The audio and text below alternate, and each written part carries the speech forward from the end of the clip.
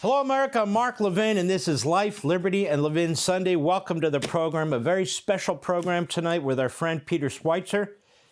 Nobody investigates and writes about issues like Peter Schweizer. And we're going to cover a whole panoply of issues, largely related to immigration. You see all the ICE activity taking place, the attacks on ICE, the efforts to obstruct ICE, the Democrat Party attacking ICE. Well, it didn't start yesterday. It didn't start last year. And we have this fabulous new book, and we're going to be able to lace in these events, The Invisible Coup, How American Elites and Foreign Powers Use Immigration as a Weapon. And by that, Peter Schweizer means a weapon to destroy the United States from within. And he's got it, chapter and verse. The book is The Invisible Coup. It comes out Tuesday. Peter, how are you, my friend? I'm great, Mark. Thanks so much for having me on the program. I appreciate it. It's my pleasure. You know, Peter Schweizer, I thought I knew everything there was to know about immigration and these various elements involved in it. I now know I didn't know enough. In fact, I didn't know a whole lot, even though I've studied this issue. You've done a tremendous amount of research with your team. You've laid this out, and I mean it, chapter and verse, how this is affecting the country. We see it today, what's happening in our cities. We see it, the river to the sea crowd. We see it in Minneapolis. We see it in LA. We see it all over the country. And you have laid this out, and the American people really need to understand this. So let's get started with your book, The Invisible Coup. First of all, you start off in the book, and you can see I've taken a lot of time going through it because it's a great book. It's a very important book. You start out talking about the foreign influences in our country, especially by enemies and adversaries that are trying to overthrow the nation from within. So as a general matter, what are you talking about there? Well, Mark, we've had a very important and needed conversation about immigration in the United States. And that focus has been primarily on the effect on the economy, things like crime on our streets, how it influences our culture. Those are all super important, and the Trump administration deserves enormous credit for sealing the border. What this book is about is the weaponization of immigration. That is how foreign adversaries and neighbors like Mexico or countries like China or like the Muslim Brotherhood are using mass migration as a political weapon against us. So when somebody comes from Somalia or somebody comes from Mexico or somebody comes from China, they are bringing with them not only themselves, their family, and their culture, they're also bringing with them political networks. And these political networks are hostile to the United States. I quote extensively in the book from people from all three of those areas how they view mass migration as a way of fundamentally transforming America. So we have sealed the border, which is vitally important, but these networks and these radicals continue to operate inside the United States. And as I document in the book, government officials from Mexico, individuals from China, from the Muslim Brotherhood, they are responsible for a lot of the chaos in our streets, the violent anti-ICE protests, the other protests that we've seen taking place. This is an organized effort to undermine America. So we need to think not just about immigration as an issue, but about weaponized immigration and how our foreign adversaries are using it against us. And you were able to uncover, it's really quite amazing, various efforts, meetings overseas, meetings in this country with individuals from other countries strategizing how to do this over the course of the last several decades. I want to give the nation an example. What was the Sao Paulo Forum that took place? What was that all about? And by the way, ladies and gentlemen, this is just one little example. These things are happening, scores and scores of them. Go right ahead. Yeah, so the Sao Paulo Forum was an entity formed among left-wing progressive groups in Latin America in the 1990s. It was founded by Fidel Castro, the dictator of Cuba, and Lula, who is the current president of Brazil. And the goal was to create a unified structure for progressives in South America and North America. So it involves all the left-wing groups from Latin America, as well as groups in North America like the Democratic Socialists of America, which Bernie Sanders and AOC are involved. They talk explicitly about how using mass migration is a way to transform and fundamentally reorient America. For example, Mark, one of the members of the Sao Paulo Forum is the Morena Party, the ruling party in Mexico.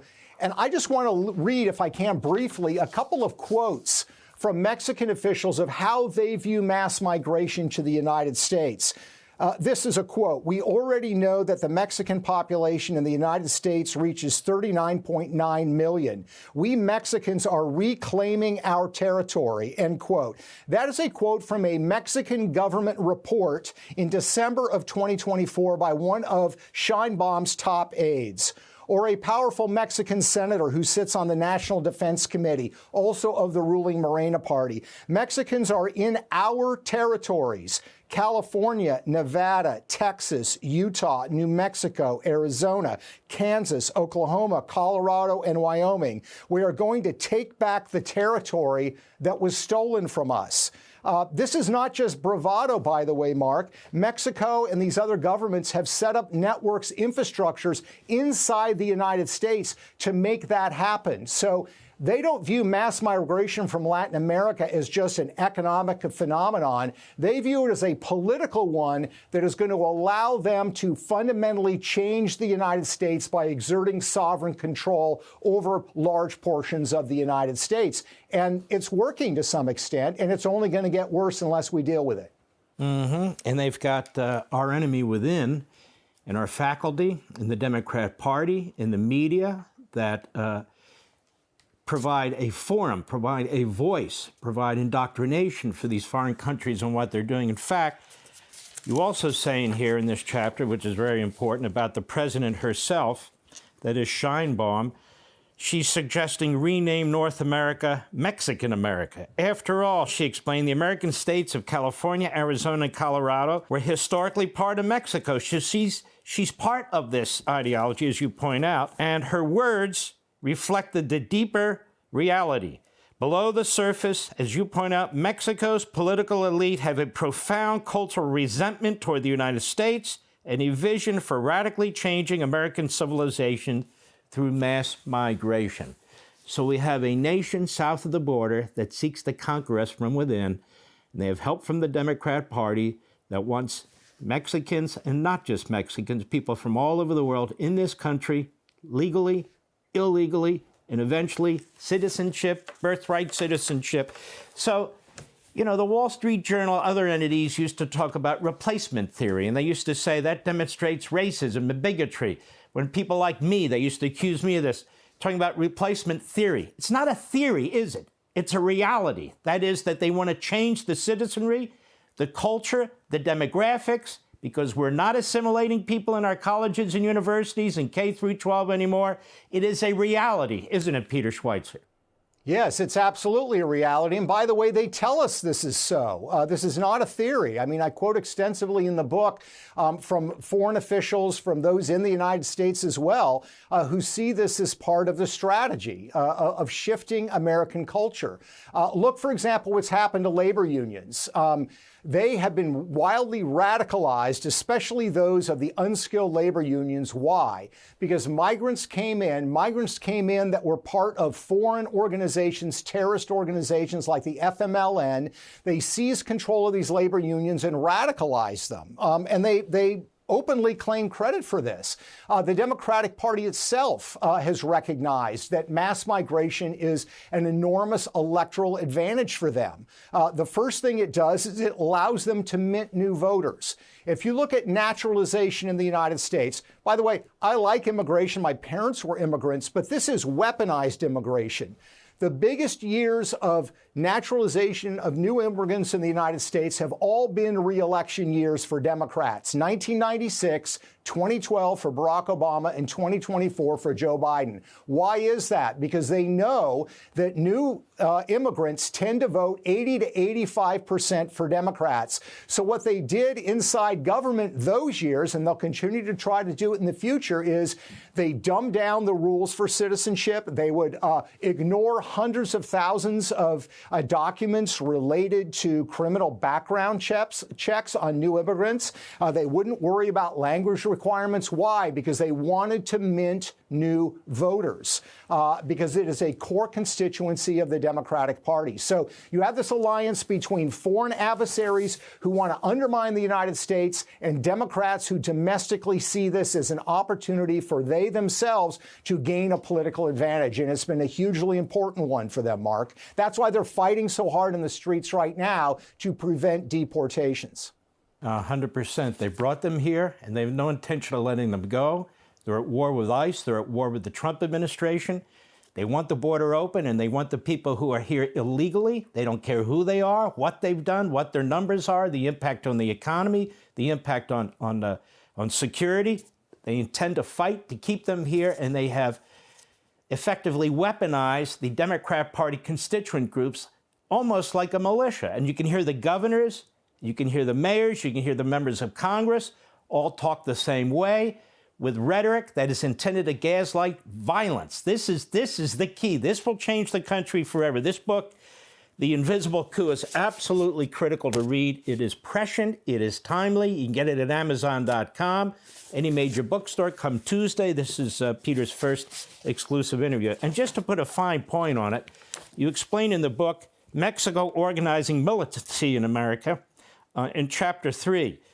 More than 60 people gathered in the white brick two-story building on the west end of Oklahoma City in late May. It was hot, but not because of the Oklahoma weather. America was amid the heated 2024 presidential election.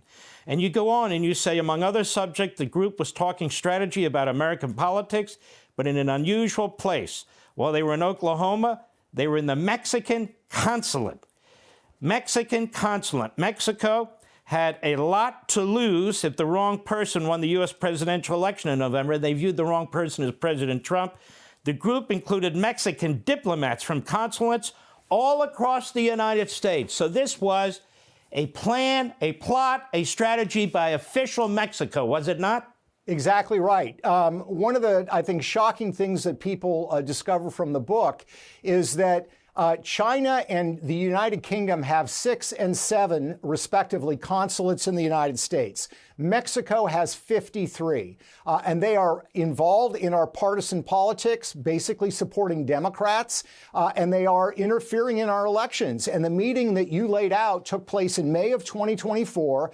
There were consular officials. These are Mexican diplomats from Los Angeles to Orlando who gathered in Oklahoma City. They were addressed by the Mexican foreign minister. Officials arrived from Mexico City, and the only other group of people at this meeting, Mark, were Democratic Party activists, organizers. And the conversation, I quote from the transcript, we got a copy of the transcript, the conversation included statements like, we helped to turn California from red to blue, we helped to turn Arizona from red to blue, we need to turn the rest of the country from red to blue. President Trump and Republicans are going to learn, if you F around, you're going to find out. In other words, it was a threat because of the immigration policies you're pushing. We, the government of Mexico, are going to mobilize our resources to try to defeat you. As far as I'm concerned, Mark, they should not have 53 consulates. We should kick these diplomats out that are engaging in these partisan political activities.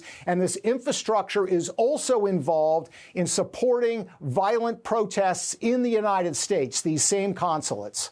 And I want Mr. and Mrs. America out there, I want you to understand, this is just one country. There's China, there's countries in the Middle East doing exactly the same thing. This is what I call revolution by immigration, and that's what's taking place. When we come back, Peter Schweizer, importing the revolution, which is a crucially important chapter, you write, from its earliest days, the sanctuary movement embraced the idea of using suitable immigrants as radical agents of change in the United States. Immigrants present an opportunity to create a social movement, explain Arizona law professors Lynn Jones and Nancy Wonders, affecting significant social change in the United States. Immigrants have great transformative potential. Well, we're sure seeing this with the Islamists who are coming into this country from all over the world, particularly the Middle East, but not only the Middle East. We see what's taken place in New York City with the Mondami family and so forth. And I want to dig into this much more thoroughly when we return. Hey, Sean Hannity here. Hey, click here to subscribe to Fox News YouTube page and catch our hottest interviews and most compelling analysis. You will not get it anywhere else.